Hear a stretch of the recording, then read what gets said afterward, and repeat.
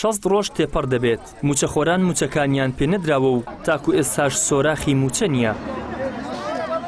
لە بەرامبەردا دەستگا خێرخوازیەکانی کۆمەڵی دادگەری موچەی مانگی 6 لە کات و وادەی خۆیدا دابەش دەکەن.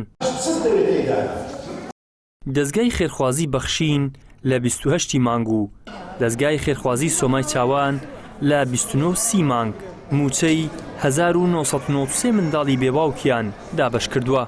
ئەمڕۆ سۆمای چاوان لە خێ هەولێر هەڵدەستێ بە دابەشکردنی هاوکارەکانی بەسەر بێ باوکاندا. ئەو بڕۆپارێک کە دابەش دەکەن بریتێ لە 50 ملیۆن دابەشی دەکەن ئینشاڵڵە بەسەر 595 عائیلە بە پشتیوانی خی گەورە بەبێ پارەکە بێ دواکەوتنە. لەو هاوێنی داخلی خەیاتیشمان هەیە بەشێک لەو داکتیمانەی ئارەزووی دۆزینەوەی هەلیکاریان هەیە دانەوەی فێرە مهنەیەک شتێک بنێمە خولی خەیاتیان بخۆڕایی بۆ دەکەنەوە مامۆستای تایبەتیمان هەیە ئەو بەرنامە ساڵانەیە. سپاس بۆ خێرخوازان لە ماگەجات توانیمان ڕێژەی بێباوکان زیاتر بکەین کە لە 2022 بتوان بیگەین بە زیاتر لە 1030 خێزانی بێباوک لە هەرێمی کوردستان موچەیان ئەمڕۆ و دوێنێکە بەسەریاندا دابش بکەین کە تەنها دوێنێ لە شاری هەولێر 377 خێزانی بێباوک بە بڕی 49 ملیۆن و 285 هزار دینار موچەی ماگانەمان بەسەریان دابش کرد.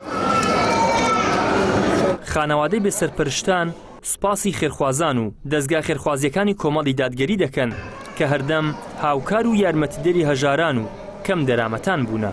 زۆر سوپاسی ئەو ڕێکخراوەی دەکەم سوپاسینگۆ دەکەم ئەگە تەمەشای ئەو هەمە میلەتە ئەو مەمدارە بێنازە دەبە هەموو ئەمن هەموو حیزبەکان دەرم هەموو حیزبەکان وەچینگۆ دوو ئافرەتیان بکردا ساحبخانی و ڕزقەچیان بدانە جێژنانە جلگ و بەرگ و نان و شیویان بدانە. ئێستا من کچی من هیچی پێ نەکرا جێژنێگەم گۆ زەخرێتانەدا هیچ پێ نەدەکرا کرێخانی پێ نەدەدرا. هەتا دەمرم مەمنونیانم خوا خێری هەموو لایەکی بنووسی ئینگۆژ بنووسی. ئەمن یەک مندارم هەیە بەس بەوانە بەڕێ دەچم هیچم نییە لە هیچ جێیەکی یعنی زۆر چووی مەش دەرن یەک مندارە هەر بەڕێ دەچێ ئللا ئەوەم هەیە بەڕاستی هیچ ئایبنێ لە خوای بە زیاد بی بەس دەبینی هەمومان جێش نایە داواکارم ئەگەر یعنی خێرخوازیەکە هەبی یارمەتیم بدا هەتا دەمرم مەمنونیانم.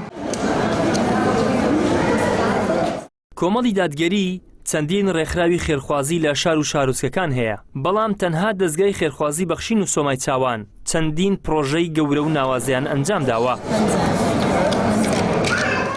دەستگای خێرخوازی بەخشین لە ساڵی ڕابردوو کەفالەتی زیاتر لە 1010 منداڵی بێباوکی لە سەرتاسەری هەرێمی کوردستان کردووە بە بڕی 113 ملیۆن و 131 هزار دینار.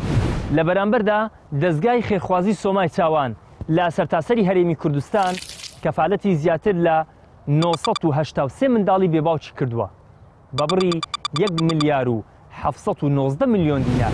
بە کۆی گشتی ئەو دوو دەستگا خێرخوازی کۆمەڵی دادگەری زیاتر لە 1 ملیار و 832 ملیۆن دیناری بەسەر 1993 منداڵی بێباوکدا لە سەرتاسەری هەرێمی کوردستان دابەش کردووە کە مانگانە وەبێ دواکەوتن موچەکانیان پێدەدات.